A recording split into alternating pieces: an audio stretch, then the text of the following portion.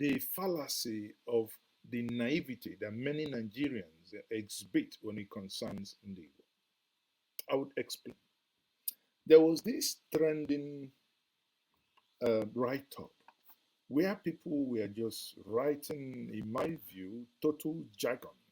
And when they say, when I hear Igbo presidency, and some of the people within the Southeast, or rather every other person would now begin to say, the Southeast is unable or to produce a consensus candidate. And I shake my head and I say, who has ever? As if in 2019 anybody ever produced anything called consensus. Or as if in 20, whenever 2003, 2007, 2011, 2015. So why is it that whenever it concerns Ndigo, we will be hearing such nonsense? Because I call them nonsense. So that's why I want to address this particular topic this evening. Again, as you all know, if you want to take part in this conversation, give me about 5 to 10 minutes, then you may join me if you wish. But it is something that I found a little bit, disturbing when people say that about Ndibo. And I found it a little bit, honestly, that the Igbos are so naive, that they are this, they are the other one. But now, let me get to the meat of the matter proper. And that is very simple. Let me actually see if I can get the topic, the second topic now. The first topic is gone. So let's get the second topic on the screen. And the second topic is this: the fallacy about Ndibo and politics. Now, well, we can say the fallacy about Ndibo and politics as regards. Well, let's leave it at the fallacy level. Now, the question is: if you ask yourself, how come it is only within the Igbo that you will hear such nonsense? How come? Why is it that you don't hear such nonsense with any other set of ethnic nationality, but only you hear people talk about these things about Ndibo? I had a piece by a brother, that is Agunze Azoka Onwoka, who made a very valid contribution to this topic. And one of his, in his argument, which obviously aligns with mine, aligns with the things I'm going to say, is very simple. How come that you will be in a WhatsApp group, people will be talking about, oh, Okorocha, oh, Peter Obi, oh, this person, oh, too many Igbos are coming out. Why are you not getting one person? Okay, people, what we are going to do is to take you down memory lane. If you don't know, we were going to do that now. Now, I will start by saying that this is a totally false narrative. And this narrative has been peddled over the years. It's virtually nothing than stereotype that Igbos, somewhat make themselves believe that they can never agree on anything. I think that is utter nonsense. That is utter absurdity. No ethnic group or zone agrees on any political issues in Nigeria. That is a fact. Not the Yorubas, not the Bibios, not the Hausas, not the Fulanis, not the Kenuris, not the Nukes. No ethnic nationality, not the Ichos. I will prove it to you. Now, let us start from the First Republic. Recall, well, let's not even go that far. Let's not even go that far. You know what happened in the First Republic? Eventually, we had the checkered history where the military struck and the rest became history. But let's fast forward and come back to 1983. Six politicians contested that presidential election. Three of them are, or rather, three of them were from the north, two from the southwest, one of them from the southeast. Again, he wants the history. In the north, recall, we had, sorry, Aminu Kano from the PRP. We had Waziri Ibrahim from the GNPP, I think. Now we had Shehu Shagari from the NPN. These were clearly three northerners. In the southwest, we have Chief Obafemi Awolowo, UPN, and Tunji Breadweight from the NAP. And what then happened? In the southeast, we had only one man, Dr. Nnamdi Azikiwe. Recall that Aminu Kano controlled Kano. Ibrahim controlled Bono. Both of them contested against their fellow northerners, Shagari, both in 1979 and in 1983 with an Igbo VP. Despite the risk of splitting the northern votes and making Shagari lose, none of these people ever considered it wise to step down. Now, three northern politicians contesting against one another in an election. You have never read any junk. You have never read any nonsense. You have never read any jargon from anyone saying that the North cannot concede power to themselves. Now, imagine if these politicians were Igbo. Think about it for a minute.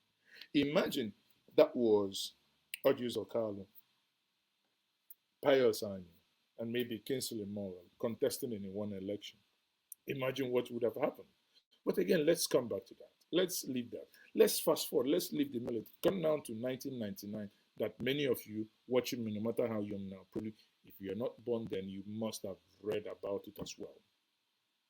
In 1999, we had Bola Ige and Olufalaye contested the AD ticket from Southwest, both of them from Southwest. Recall, none of them stepped down for order. When Fallacy was eventually chosen,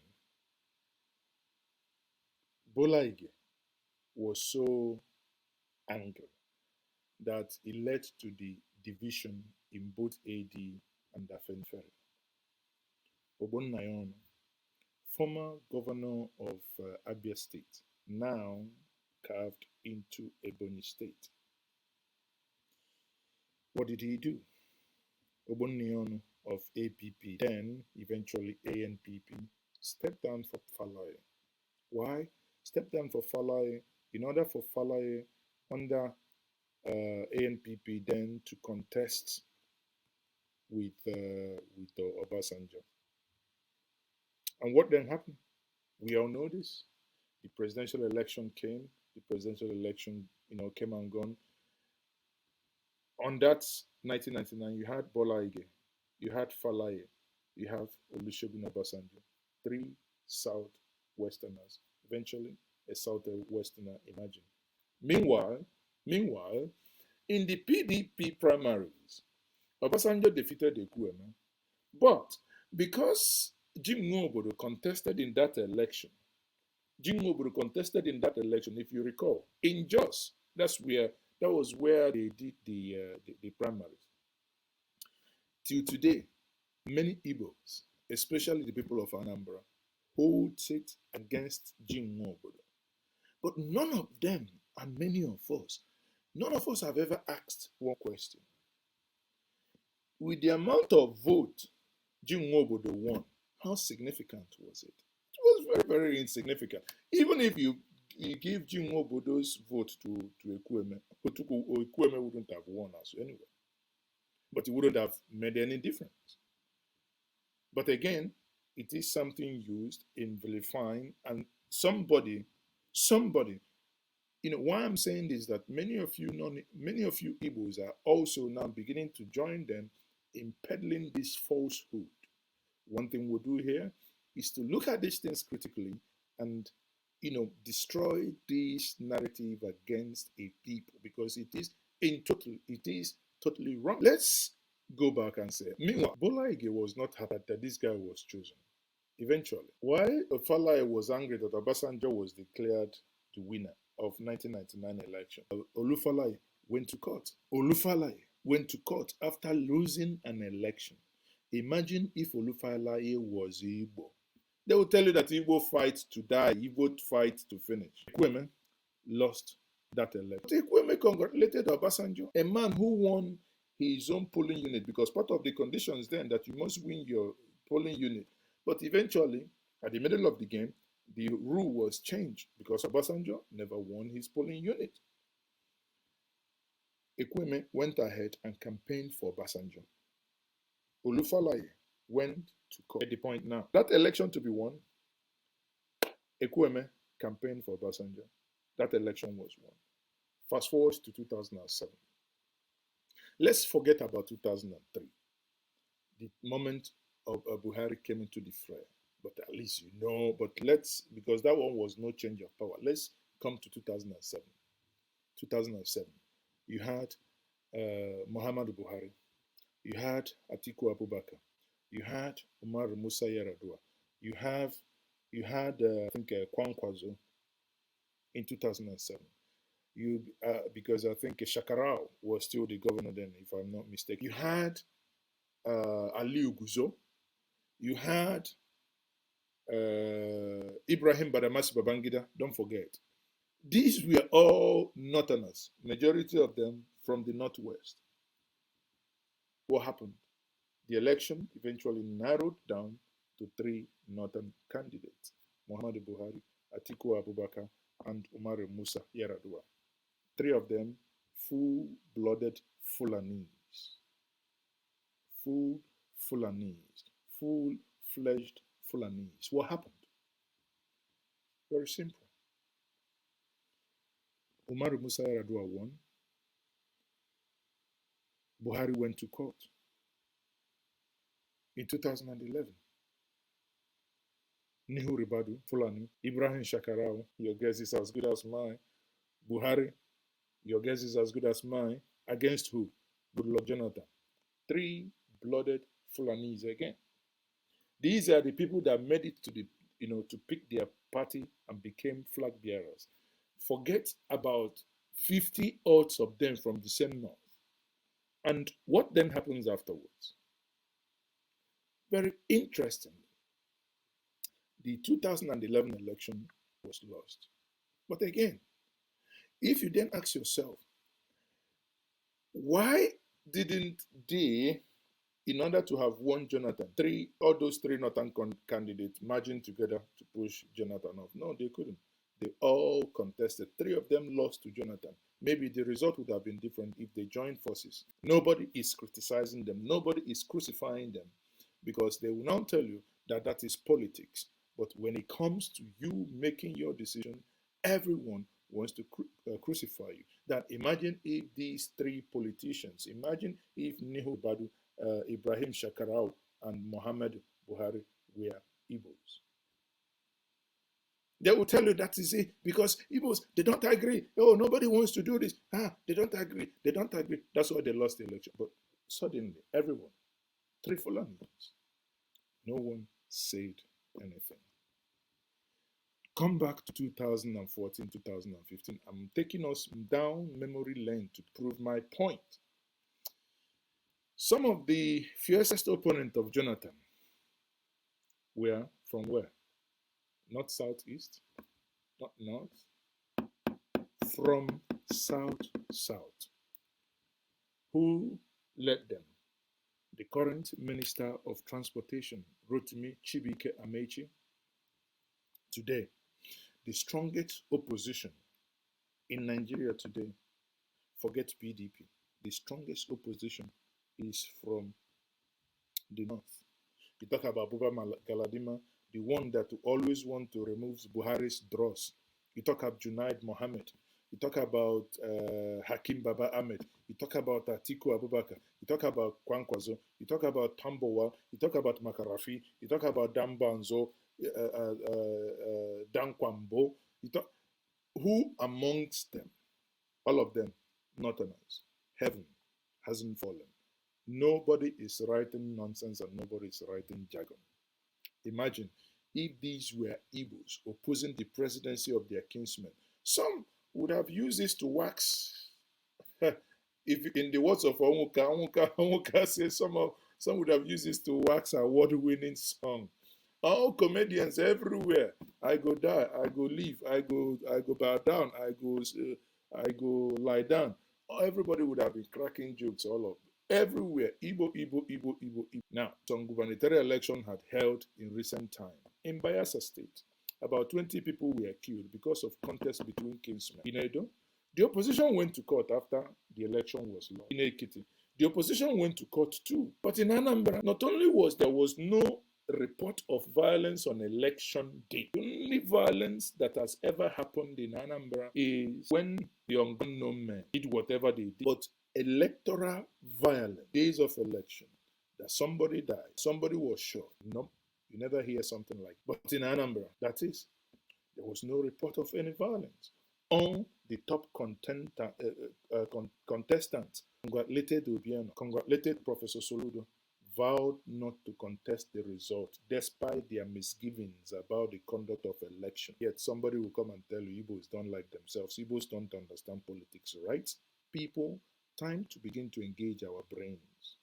Let us not assimilate the narrative being pushed out. I don't care by who, but this narrative is getting so annoying that sometimes you read them. You cannot sit back, say, okay, let's keep quiet. No, come on, frontally address this nonsense. So if you look at it, if you take Anambra, for instance, how can a people that hate themselves, yet they allow themselves, they think that the election does not warrant and worth the blood of anybody dying in there. You saw the one who went to court from the APC. You saw how everyone suddenly disassociated themselves from him. You saw from Valentine Ozigbo, the candidate of PDP, when the moment he saw he lost the election, well, he had his misgivings, but he congratulated him. He called him my senior brother. That is it for us. You saw it. But yet, somebody would say, oh, no, that's not it. Interestingly, when the Igbos speak with so-called one voice, because everybody will tell you, oh, Igbos don't speak with Igbos don't speak with one voice. Igbos are so disunited. Igbos are so disjointed. Yet, when Igbos decide to speak with one voice, like they did in 2015 and 2019, the same people that do not want your progress will come and tell you, oh, Igbos, they are putting all their eggs in one basket. Waiting Igbos do now. The egg now you lay I be the basket now your own. It be dead body from Oyibo, they carry you up. No. They carry you down. No. They carry you sideways. No. Leave Igbos alone, they figure it out. I'm not saying that they are the best in such decision making, but man, the failure is sometimes pronounced elsewhere than what we make it to be here. The bottom line, do not say that Igbos are clannish, because they're not. The bottom line is people are there to say something most times, and allow them to. Reason why I'm only addressing this is that in many groups that I belong on WhatsApp, people have shared this like mad, criticizing Igbos for this and the other one, and everybody saying, oh, 2023 is the Igbo's turn. Oh, but Igbos cannot produce one person. Tell me who has ever produced one person. Was it done in 1979? Was it done in 1983? Was it done in 1999? Was it done in 2003, 7, 11? 2015, and was it done in 2019? The answer is simple no. Why then do you want to change the rule of the game in the middle of the game, people? Think, and let's be wise. Think. The bottom line, like I keep saying, is that the narrative people like us must maintain it, that these are a thinking people. The narrative that something is wrong with the Igbos must stop. It is not that the Igbos are disunited. No, no, no, no. I dare say to you, there is no ethnic nationality in Nigeria that is more united than the Igbos. Globally, the only people you will see when they move from Aba to Lagos, within the shortest period of time, they will look for where they have their kinsmen's meeting. You go to London, you go to America, you go to Germany, they are everywhere. They have meeting, they have states, they have, in major cities, they have the Igbo Union, they have town union. Some that are also large in number have village union too. I was stunned the other day in London. I was invited to, I think they said it's Ichinewi meeting. And I'm like, wow. So you have Newi meeting and you have Ichi meeting. You're getting that. And yet you call the same people disunited? Come on now. Give them a break, people. Give them a break. Give them a break. At the end of the day, what I can only do is to keep preaching and keep saying and talking common sense to us. We have a duty to keep debunking these fake and nonsensical narrative because it does not represent the fact. The facts are obvious. And I might conclude with this. Recall in 2015 when the Igbos didn't vote and everybody was shouting, you hated the man in question, you didn't vote him, you put all your egg in one basket, you that split your egg in 20 baskets, how market? When they began to yamo to everybody, when our parents couldn't go to the farm, was anybody asking you which party you vote for or who you vote for before you could go to farm? Listen, incompetence is incompetence. Igbos know Chinese, and they know Taiwan, and they know original, and they know fake from afar. What they see, what they see, you fit climb Iroko tree before you can see it. So that's it, people. There is no two ways about it. There is no absolutely two ways about it. So, that's my view. That's my view. If you disagree with me, you wish to call the number on the screen, then, if you're in a very well lit area, that you may wish to join me. Of course, yes, you can. I mean, why not? Let's have a conversation. We can share the link for you to join the studio. The link is on the comment section, or you can call the number. Ideally, I would want to hear, let's debate this narrative, which I consider a false narrative. I said the fallacy about Ndebo and politics. Because it's a fallacy. It's not something that is anchored on fact. It's something that is conjured. I'm not saying the Igbos don't have their thing. Of course they do. But to now say, oh, they don't understand it, they're always against themselves, they do this, then I'm like, wait a minute. How? What am I missing, people? What am I missing? You can ring in and tell me, what do you think? Okay? So, again, in the absence of that, I have said my mind and I am happiness more. All right. Have you voted? I'm voted, yeah. Okay, so I'm happiness, I'm voted, yeah. Tell me your feeling after voting today. Yeah, after voting, I'm feeling okay. What I want, I get it on the result. I'm getting the party I want is the one going on.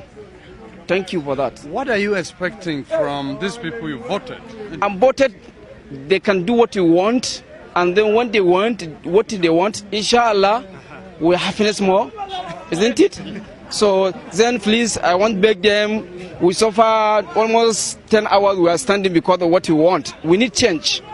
And then the person we need, he's the one on the party we want, isn't it? So please, we want change. Change? What kind of change? The change of situation which we are now. What is the situation you are in? Situation of sufferness. Isn't it? Yeah, we are suffer. How many years? As you see, 12 years forward. I mean, almost 40 something years. I don't know what his government did for me. It's come out of this like this radio. I don't know. I don't know. Actually, yeah. I have to complain. I'm in Nigeria, really. Almost 40 something, I don't know what his government. So I need change. And the person I know is going to change this thing by force, whether the leader they want or not. Any person which is bad, he must escape in this country, or he be hidden like how they are hiding a poor people inside prison, which you don't have a court attendant. Inshallah, we need Buhari to change this country.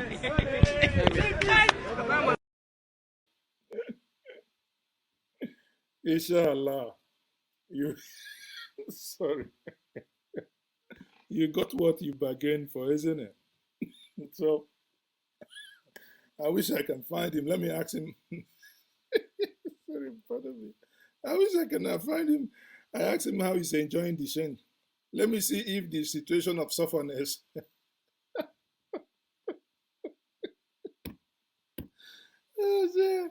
me see if the situation of sufferness has disappeared.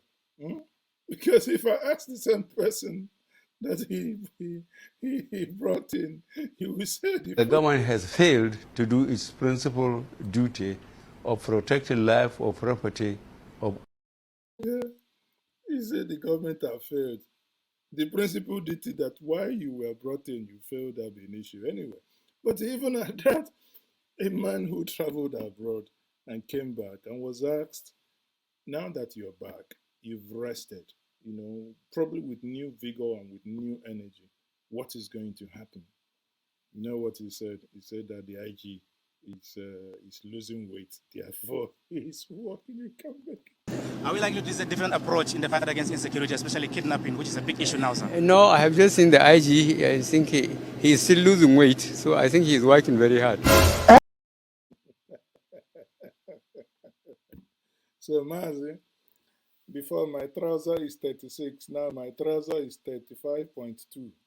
And so I'm losing weight, I work very hard. I work very hard everywhere. I work very hard in the office. I work very hard in the street. I work very hard in the other room. Everywhere I go, I work me very hard. Kagani. By 2023, I go receive change. 2023, I go old people's home again, all right? On a serious note, 2023, I go old people's home, go and get somebody from old people's home, make him your president. You want to tilt your farm, a farmland that you need heavy tractors.